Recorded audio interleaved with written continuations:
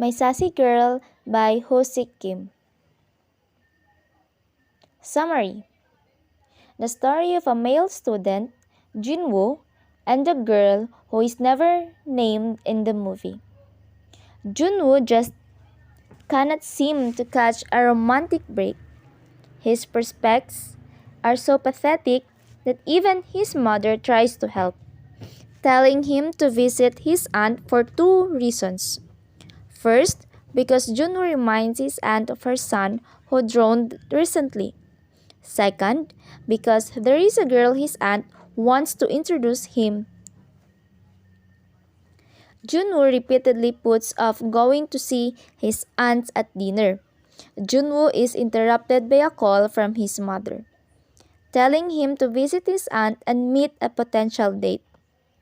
He refuses and continues to eat with his friends.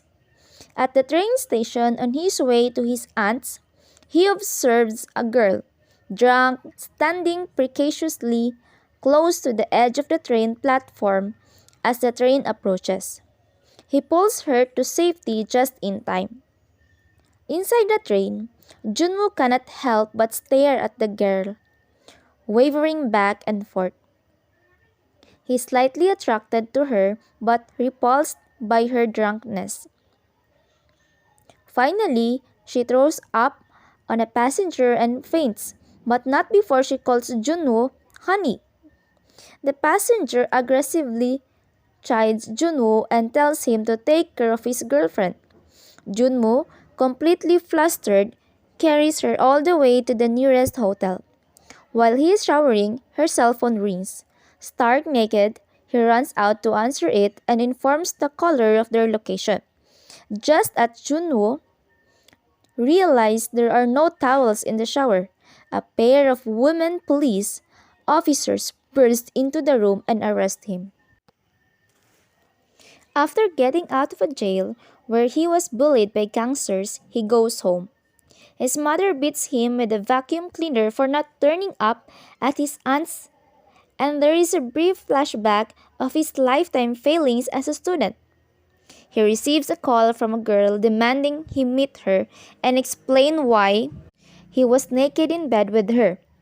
The girl's dominating and demanding tone during the telephone call establishes her typical posture as a sun thief, an attitude she maintains throughout the film, both at the takeaway joint and at the bar to which she tells him to order, criticizes his choices, and then tells him what to order.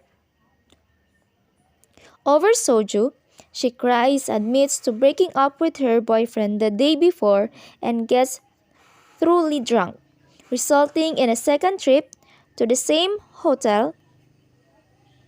After this second overnight stay at the hotel, she begins to become a more active part of his life. She visits Junwoo in school and pulls him out of class, telling the teacher that Junwoo is the father of her son that soon to be aborted baby. The girl's mood swings wildly from joyful to downright violent, but Junwoo puts out with it and lets her abuse him for her amusement. She is an inspiring scriptwriter, and throughout the movie gives Junwoo the three different screenplays from different genres. The first is an action movie, The Demolition Terminator, which switches gender roles, symbolically having the girl save her helpless lover. The second is a wild perversion of a Korean short story, Sunajin, which the girl, having died, asks that her lover be buried along with her even though he's still alive. The resulting situation is quite humorous. The last is a samurai movie proof full of gender cliches and anachronisms. All the three feature the same common thread: the girl is from the future. Despite all the horrible things Junwoo endures, he is determined to help cure the girl's pain. In one scene, he decides to surprise her for her birthday and takes her on a nighttime trip to an amusement park, which ends up quite differently than how he planned. The pair encountered an owl soldier who holds them hostage and runs about his misery. Junwoo convinces him to release her, and she, in turn, convinces the soldier to free Junwoo and go on with his life. Throughout the first half of the movie, she is resolute in her pain, dishing it out in plenty. As the second half comes around, however, she begins to change. She shows vulnerability. The girl waiting for Junwoo after class. They are walking through a university campus when she suddenly complains about the pain caused by her high heels and convinces Junwoo to switch shoes with her. Overjoyed, she tells him to chase her, which he does wearing her high heels. It starts raining and they return to her home. At her house, Junwoo overhears an impassioned argument between the girl and her mother over her relationship with him. He does not hear from her for quite some time and his life without her begins. However, one day she calls him and tells him to bring a rose during class to commemorate their 100th day anniversary. He does this, leading to a touching and romantic scene where he arrives in disguise and is about to leave the packed auditorium but is led to the front by the beautiful melody of Winston's variations of Pachelbel's canon in D. The girl is on stage, playing a piano in front of an audience of her all-female classmates who applaud in approval at his romantic gesture. A similar gesture, the viewer is later informed, was performed by her previous boyfriend. As the night further unfolds, he is confronted at her house by her parents. Her father is naturally infuriated that she is drunk again and demands a breakup. Time passes, and one day the girl calls Junwoo to meet her for dinner. When he arrives, he is surprised to see her with a date. The girl introduces Junwoo to him as her friend. During dinner, the girl leaves the table briefly, leaving Junwoo and her date by themselves. Junwoo candidly offers advice on how to ensure their happiness by following 10 rules. He advises rules from considerable pain, dedication, and devotion to the girl. When she returns, her date begins to explain the rules. It is at this point that she realizes how well Junwoo understands and cares for her. She abruptly leaves her date and searches for Junwoo. Once reunited, the two realize they are at a turning point in their relationship. They travel to a mountain in the countryside where she unveils a time capsule. During the previous night, the couple wrote their true feelings in letter, which the girl says will be buried next to a particular tree on the mountain. They agree to meet again at the tree after 2 years to read the letters together. After burying the time capsule, they go their separate ways. During the 2 year span, Junwoo works hard to improve himself in many ways, even writing My Sassy Girl, which Sam has bought the movie rights, an event that eagerly anticipates telling the girl about. When he agreed upon date arrives, he travels to the mountain but the girl does not show up. Eventually, he opens the time capsule and reads her letter and learns the root of her angst and behavior. Junwoo reminds her of her previous boyfriend who, rather than breaking up with her, actually died before she met Junwoo. All through the time the girl and Junwoo were seeing each other, she had been seeing her dead boyfriend's mother, who wants to introduce her to a nice young man. A year after Junwoo visits the tree, the girl finally arrives. Sitting under the tree is an old man. During their conversation, the old man reveals the secret of the tree, that it is not the same tree.